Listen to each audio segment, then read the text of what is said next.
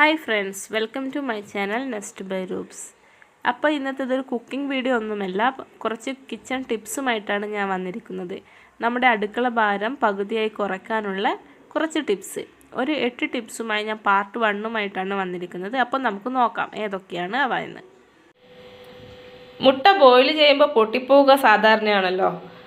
അങ്ങനെ പൊട്ടിപ്പോകാതെ ഉള്ളിലെ വെള്ളയൊന്നും പുറത്തു വരാതിരിക്കാൻ വേണ്ടി ബോയിൽ ചെയ്യുന്ന വെള്ളത്തിൽ കുറച്ച് ഉപ്പ് കൂടെ ആഡ് ചെയ്താൽ മുട്ട പൊട്ടാതെ തന്നെ നമുക്ക് പുഴുങ്ങിയെടുക്കാവുന്നതാണ്. ധാന്യങ്ങളൊക്കെ സ്റ്റോർ ചെയ്യുമ്പോൾ അതിൽ ചെറിയ പ്രാണികളൊക്കെ വരിക സാധാരണയാണ്. അത് ഒഴിവാക്കാനായി നമുക്കതിലേക്ക് 2 വറ്റൽ മുളകിട്ട് കൊടുത്ത് അടച്ചു വെക്കുകയാണെങ്കിൽ, എയർ ടൈറ്റായി അടച്ചു വെക്കുകയാണെങ്കിൽ പ്രാണികൾ വരുന്നത് തടയാം. അപ്പോൾ അടുത്ത ടിപ്പ്, നമ്മുടെ കറിവേപ്പില നമുക്ക് എങ്ങനെ ഫ്രഷായി മാസങ്ങളോളം സ്റ്റോർ ചെയ്യുക എന്നുള്ളതാണ്.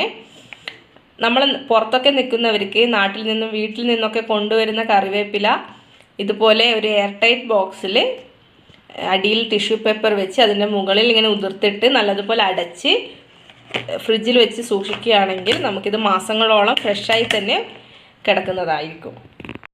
പഞ്ചസാരപ്പാട്ടയിൽ ഉറുമ്പ് കയറുക എന്നത് എല്ലാ വീട്ടമ്മമാരും നേരിടുന്ന പ്രശ്നമായിരിക്കും.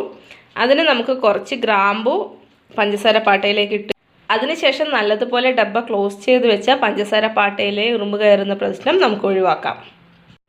കോപ്പർ പാത്രങ്ങളുടെ തിളക്കം പെട്ടെന്ന് തന്നെ മങ്ങിപ്പോകുന്നതാണ്. അത് ക്ലീൻ ചെയ്യാൻ നമ്മുടെ സാധാ ഡിഷ് വാഷ് യൂസ് ചെയ്താലൊന്നും അത് ക്ലീൻ ചെയ്യാൻ പറ്റില്ല.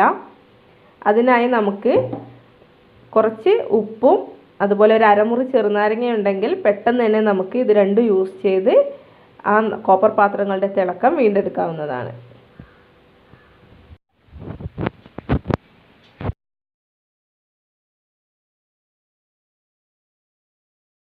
നമ്മളുടെ കിച്ചണിലൊക്കെ നോക്കിയാൽ ഒരുപാട് പ്ലാസ്റ്റിക് കവറൊക്കെ ചുരുട്ടിക്കൂട്ടി അവിടെയൊക്കെ ഇട്ട കാണാം.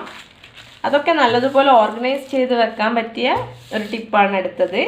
പ്ലാസ്റ്റിക് കവറൊക്കെ എങ്ങനെ നല്ലതുപോലെ ഫോൾഡ് ചെയ്ത് നമുക്ക് ഒതുക്കി വെക്കാമെന്നാണ് ഞാൻ കാണിക്കുന്നത്. അതിന് കവർ നല്ലതുപോലെ ഇതുപോലെ നിവർത്തി വെച്ച് ഞാൻ വീഡിയോയിൽ കാണിക്കുന്നത് പോലെ ഫോൾഡ് ചെയ്തെടുക്കാം.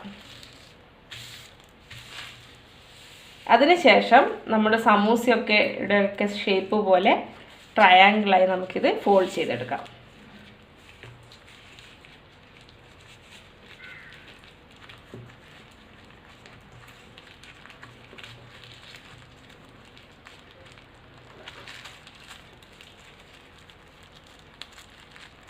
ലാസ്റ്റ് പീസ് നമുക്ക് ഇതിനുള്ളിലേക്ക് ഫോൾഡ് ചെയ്ത് കൊടുക്കാം.